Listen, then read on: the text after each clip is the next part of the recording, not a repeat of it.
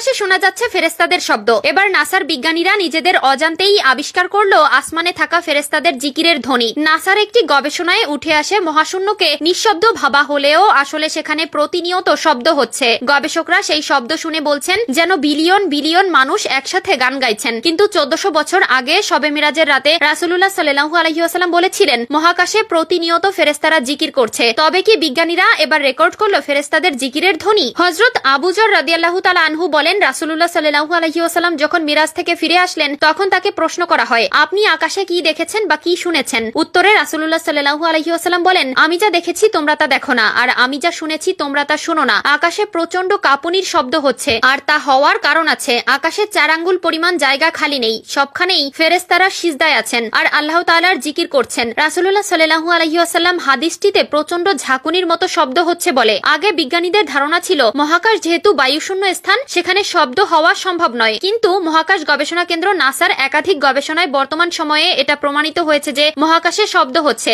নাসার গুরুত্বপূর্ণ সব প্রতিবেদনে দেখানো হয়েছে কিভাবে মহাকাশে শব্দ হয়। এমনকি নাসার আধুনিক টেলিস্কোপ ও যন্ত্রপাতির সাহায্যে এসব শব্দ রেকর্ড করা হয়েছে। চলুন একবার শুনে নেই সেই জিকিরের শব্দ।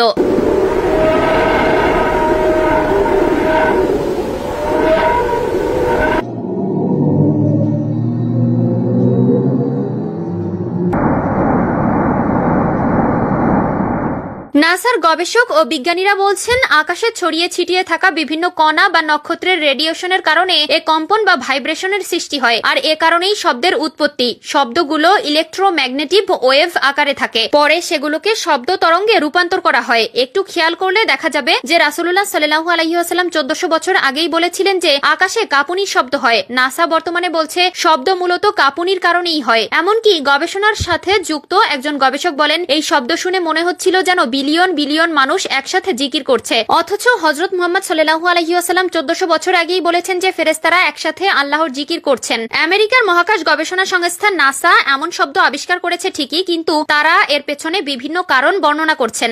কোন গবেষণায় বলা হচ্ছে নক্ষত্রের চৌম্বক ক্ষেত্র, কোথাও আবার বলা হচ্ছে প্রাচীন মহাবিশ্বের বিস্ফোরণের শব্দ। তবে শব্দগুলো মহানবী সাল্লাল্লাহু আলাইহি ওয়াসাল্লামের হাদিসের বর্ণনার সাথে পুরোপুরি মিলে যায়। এছাড়াও রাসূলুল্লাহ সাল্লাল্লাহু আলাইহি ওয়াসাল্লাম আরো বলেন উটের পিঠে চড়লে যেমন শব্দ হয় আসমান তেমনই শব্দ করে উঠছে।